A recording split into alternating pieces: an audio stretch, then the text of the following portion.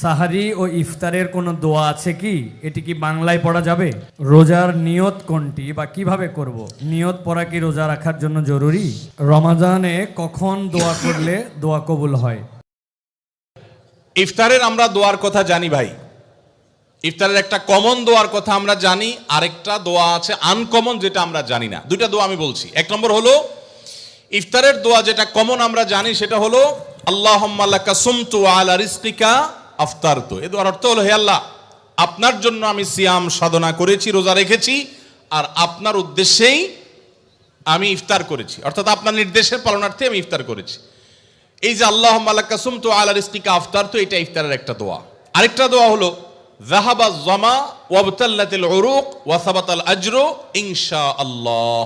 অনেকে এটা জানেন মাশাআল্লাহ। যাহাবা যামা ওয়াবতাল্লাতিল উরুক, আমার শিরা উপশিরাগুলো সব সিক্ত হয়ে গেছে।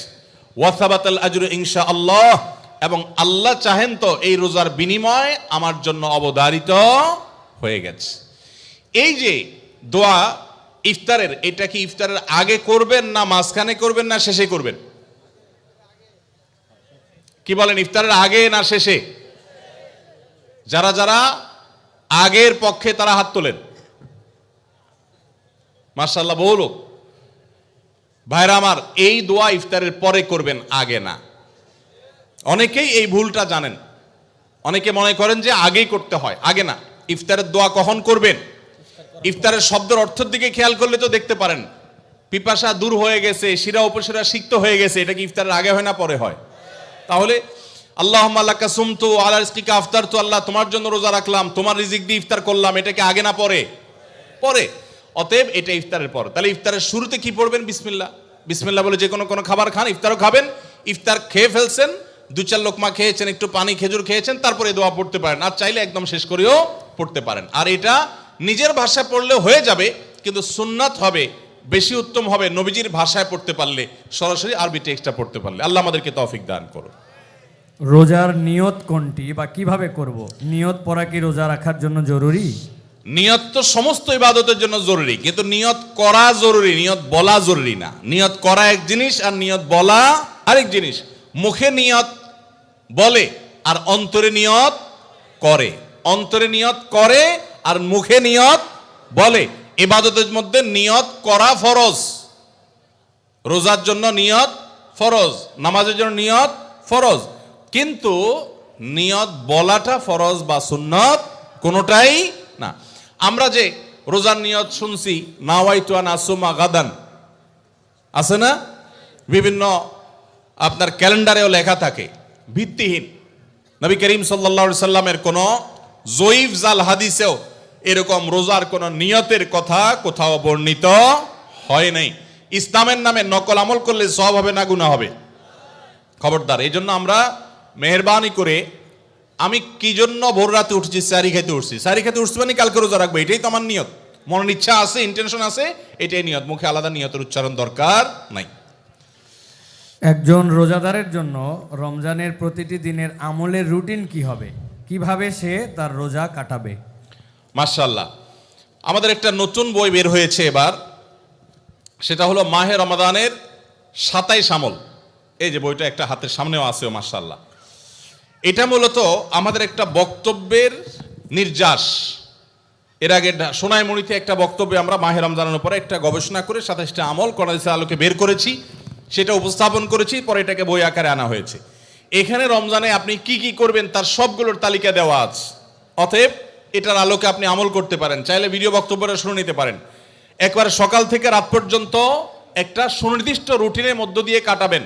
আর কিচ্ছু করতে পারেন না পারেন, শুধু একটা কথা বলে যাই, রমজান মাসে ফরজ রোজা রেখে অন্তত কোনো প্রকার হারাম কাজ, গুনাহের কাজ করবেন না। বাস এটুকু যদি করতে পারেন, ইনশাল্লাহ আপনার রমজান সাকসেস।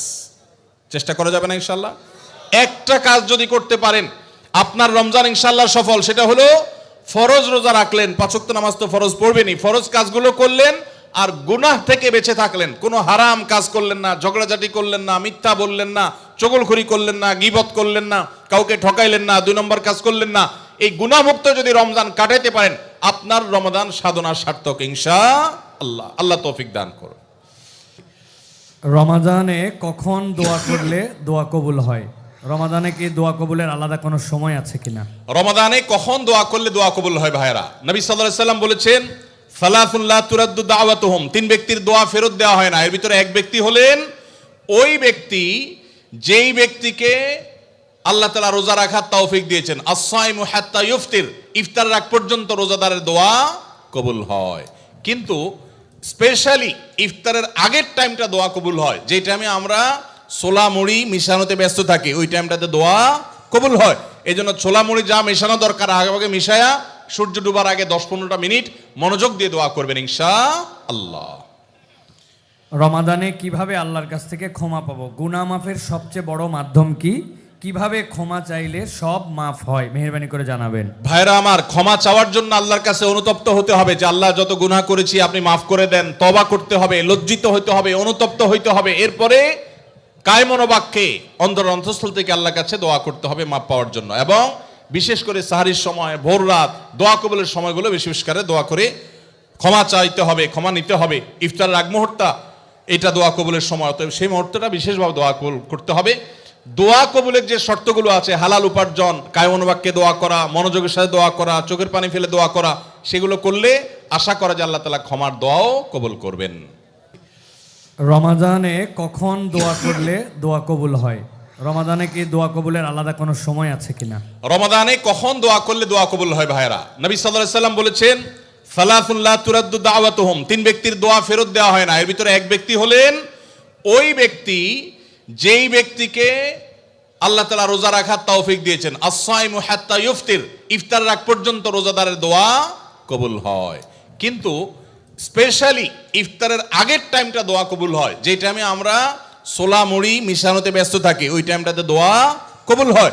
এই জন্য ছোলা মুড়ি যা মেশানো দরকার আগে মিশায়া সূর্য ডুবার আগে 10-15টা মিনিট মনোযোগ দিয়ে দোয়া করবেন ইনশাআল্লাহ।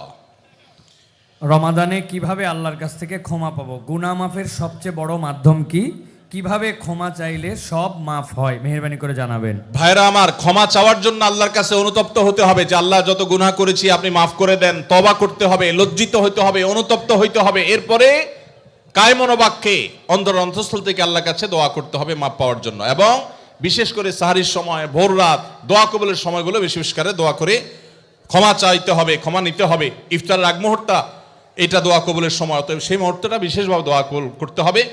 দোয়া কবুলের যে শর্তগুলো আছে, হালাল উপার্জন, কায়মন বাক্যে দোয়া করা, মনোযোগের সাথে দোয়া করা, চোখের পানি ফেলে দোয়া করা, সেগুলো করলে আশা করা যে আল্লাহ তাআলা ক্ষমার দোয়াও কবুল করবেন।